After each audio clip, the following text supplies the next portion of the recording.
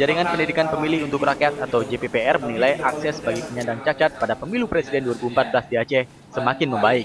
Khususnya di tempat pemungutan suara pada hari pencoblosan, sejumlah TPS memberikan pelayanan ramah kepada para penyandang disabilitas.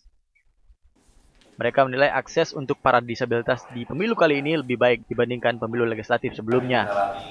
Meski demikian, masih terdapat TPS yang belum mengerti atau sulit diakses penyandang disabilitas. Ketua JPPR Aceh, Marini, mengatakan ada peningkatan pelayanan yang dilakukan penyelenggara pemilu presiden untuk membantu para penyandang disabilitas menyalurkan hak politiknya. Dengan begitu, antusiasme penyandang disabilitas menggunakan hak suaranya semakin meningkat. Salah seorang penyandang disabilitas, Aflinda, mengaku dengan adanya TPS ramah disabilitas ini, ia dapat dengan mudah menjangkau TPS dan memiliki modal yang matang dalam menentukan pilihannya. Sebab sebelumnya ia sudah mendapatkan sosialisasi dari KIP Aceh terkait Pilpres 9 Juli lalu.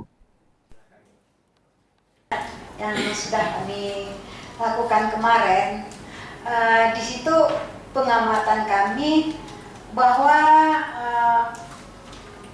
petugas-petugas di PPS itu yang pertama belum memahami isu disabilitas penyelenggara pemilu. Meski begitu, KIP Aceh mengakui belum semua TPS di Aceh ramah bagi penyandang disabilitas. Hal itu terjadi karena KIP Aceh tidak memiliki anggaran untuk membangun agar semua TPS ramah bagi penyandang disabilitas. Dari Banda Aceh, Ferdian melaporkan untuk Aceh Video.